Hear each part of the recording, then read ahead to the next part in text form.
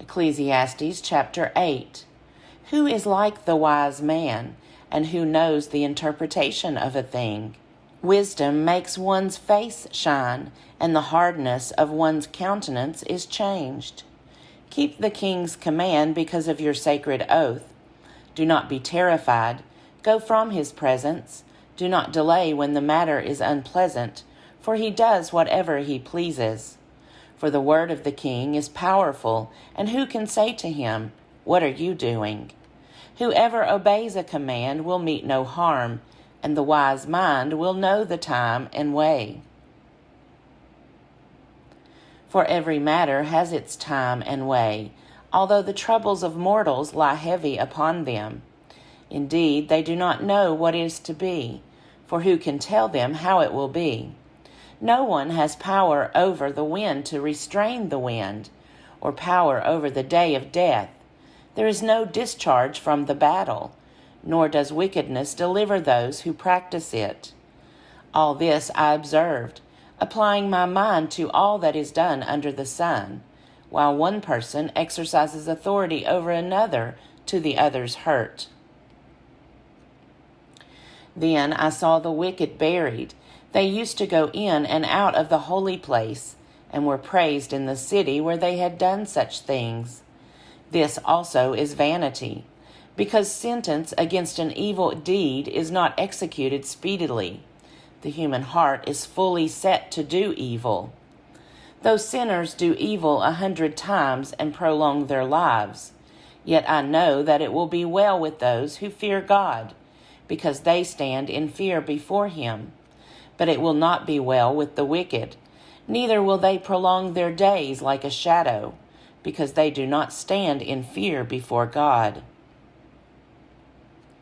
There is a vanity that takes place on earth, that there are righteous people who are treated according to the conduct of the wicked, and there are wicked people who are treated according to the conduct of the righteous.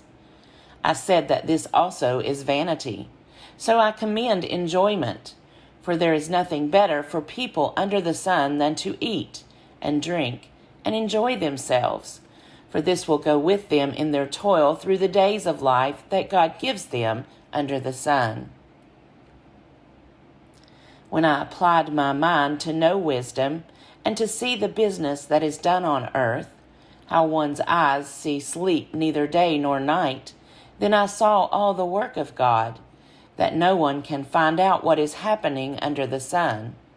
However much they may toil in seeking, they will not find it out. Even though those who are wise claim to know, they cannot find it out. Ecclesiastes chapter 9. All this I laid to heart, examining it all, how the righteous and the wise and their deeds are in the hand of God. Whether it is love or hate one does not know.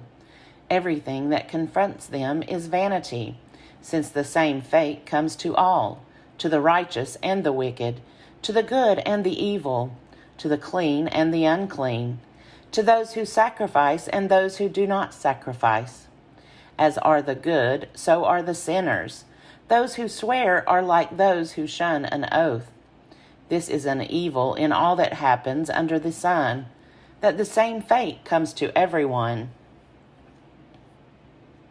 Moreover, the hearts of all are full of evil. Madness is in their hearts while they live, and after that they go to the dead. But whoever is joined with all the living has hope, for a living dog is better than a dead lion. The living know that they will die, but the dead know nothing. They have no more reward, and even the memory of them is lost. Their love and their hate and their envy have already perished. Never again will they have any share in all that happens under the sun. Go, eat your bread with enjoyment, and drink your wine with a merry heart, for God has long ago approved what you do. Let your garments always be white. Do not let oil be lacking on your head. Enjoy life with the wife whom you love, all the days of your vain life that are given you under the sun, because that is your portion in life and in your toil at which you toil under the sun. Whatever your hand finds to do, do with your might, for there is no work or thought or knowledge or wisdom in Sheol, to which you are going. Again, I saw that under the sun the race is not to the swift, nor the battle to the strong, nor bread to the wise, nor riches to the intelligent, nor favor to the skillful, but time and chance happen to them all, for no one can anticipate the time of disaster. Like fish taken in a cruel net, and like birds caught in a snare, so mortals are snared at a time of calamity, when it suddenly falls upon them. I have also seen this example of wisdom under the sun, and it seemed great to me. There was a little city with few people in it. A great king came against it and besieged it, building great siege works against it. Now there was found in it a poor wise man, and he by his wisdom delivered the city. Yet no one remembered that poor man. So I said, Wisdom is better than might, yet the poor man's wisdom is despised, and his words are not heeded. The quiet words of the wise are more to be heeded than the shouting of a ruler among fools. Wisdom is better than weapons of war, but one bungler destroys much good. Ecclesiastes chapter 10. Dead flies make the perfumer's ointment give off a foul odor. So a little folly outweighs wisdom and honor. The heart of the wise inclines to the right, but the heart of a fool to the left. Even when fools walk on the road, they lack sense, and show to everyone that they are fools. If the anger of the ruler rises against you, do not leave your post, for calmness will undo great offenses. There is an evil that I have seen under the sun, as great an error as if it proceeded from the ruler. Folly is set in many high places, and the rich sit in a low place. I have seen slaves on horseback, and princes walking on foot like slaves. Whoever digs a pit will fall into it, and whoever breaks through a wall will be bitten by a snake. Whoever quarries stones will be hurt by them, and whoever splits logs will be endangered by them. If the iron is blunt and one does not whet the edge, then more strength must be exerted, but wisdom helps one to succeed. If the snake bites before it is charmed, there is no advantage in a charmer. Words spoken by the wise bring them favor, but the lips of fools consume them. The words of their mouths begin in foolishness, and their talk ends in wicked madness, yet fools talk on and on.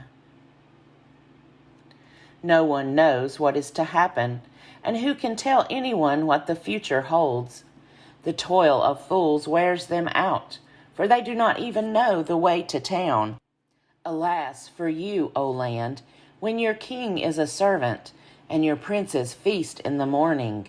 Happy are you, O land, when your king is a nobleman, and your princes feast at the proper time, for strength and not for drunkenness. Through sloth the roof sinks in, and through indolence the house leaks. Feasts are made for laughter, wine gladdens life, and money meets every need. Do not curse the king, even in your thoughts, or curse the rich, even in your bedroom. For a bird of the air may carry your voice, or some winged creature tell the matter. Ecclesiastes chapter 11. Send out your bread upon the waters, for after many days you will get it back. Divide your means 7 ways, or even 8, for you do not know what disaster may happen on earth. When clouds are full, they empty rain on the earth. Whether a tree falls to the south or to the north, in the place where the tree falls, there it will lie. Whoever observes the wind will not sow, and whoever regards the clouds will not reap. Just as you do not know how the breath comes to the bones in the mother's womb, so you do not know the work of God, who makes everything. In the morning sow your seed, and at evening do not let your hands be idle, for you do not know which will prosper, this or that, or whether both alike will be good. Light is sweet, and it is pleasant for the eyes to see the sun. Even those who live many years should rejoice in them all, yet let them remember that the days of darkness will be many. All that comes is vanity. Rejoice, young man, while you are young, and let your heart cheer you in the days of your youth. Follow the inclination of your heart and the desire of your eyes, but know that for all these things God will bring you into judgment. Banish anxiety from your mind and put away pain from your body, for youth and the dawn of life are vanity. Ecclesiastes chapter 12. Remember your Creator in the days of your youth, before the days of trouble come, and the years draw near when you will say, I have no pleasure in them. Before the sun and the light and the moon and the stars are darkened, and the clouds return with the rain. In the day when the guards of the house tremble, and the strong men are bent, and the women who grind cease working because they are few, and those who look through the windows see dimly, when the doors on the street are shut, and the sound of the grinding is low. And one rises up at the sound of a bird, and all the daughters of song are brought low, when one is afraid of heights, and terrors are in the road. The almond tree blossoms, the grasshopper drags itself along, and desire fails, because all must go to their eternal home, and the mourners will go about the streets, before the silver cord is snapped, and the golden bowl is broken, and the pitcher is broken at the fountain, and the wheel broken at the cistern, and the dust returns to the earth as it was, and the breath returns to God who gave it. Vanity of vanities, says the teacher, all is vanity. Besides being wise, the teacher also taught the people knowledge, weighing and studying and arranging many proverbs. The teacher sought to find pleasing words, and he wrote words of truth plainly. The sayings of the wise are like goads, and like nails firmly fixed are the collected sayings that are given by one shepherd. Of anything beyond these, my child, beware. Of making many books there is no end, and much study is a weariness of the flesh. The end of the matter, all has been heard. Fear God, and keep his commandments, for that is the whole duty of every one. For God will bring every deed into judgment, including every secret thing, whether good or evil. Song of Solomon, chapter 1. The Song of Songs, which is Solomon's. Let him kiss me with the kisses of his mouth. For your love is better than wine. Your anointing oils are fragrant. Your name is perfume poured out. Therefore the maidens love you. Draw me after you. Let us make haste. The king has brought me into his chambers. We will exult and rejoice in you. We will extol your love more than wine. Rightly do they love you. I am black and beautiful, O daughters of Jerusalem, like the tents of Kedar, like the curtains of Solomon. Do not gaze at me because I am dark, because the sun has gazed on me. My mother's sons were angry with me. They made me keeper of the vineyards, but my own vineyard I have not kept. Tell me, you whom my soul loves, where you pasture your flock, where you make it lie down at noon. For why should I be like one who is veiled beside the flocks of your companions? If you do not know, O fairest among women, follow the tracks of the flock, and pasture your kids beside the shepherd's tents. I compare you, my love, to a mare among Pharaoh's chariots. Your cheeks are comely with ornaments, your neck with strings of jewels. We will make you ornaments of gold, studded with silver. While the king was on his couch, my nard gave forth its fragrance. My beloved is to me a bag of myrrh that lies between my breasts. My beloved is to me a cluster of henna blossoms in the vineyards of En-gedi. Ah, you are beautiful, my love. Ah, you are beautiful. Your eyes are doves. Ah, you are beautiful, my beloved, truly lovely. Our couch is green. The beams of our house are cedar. Our rafters are pine.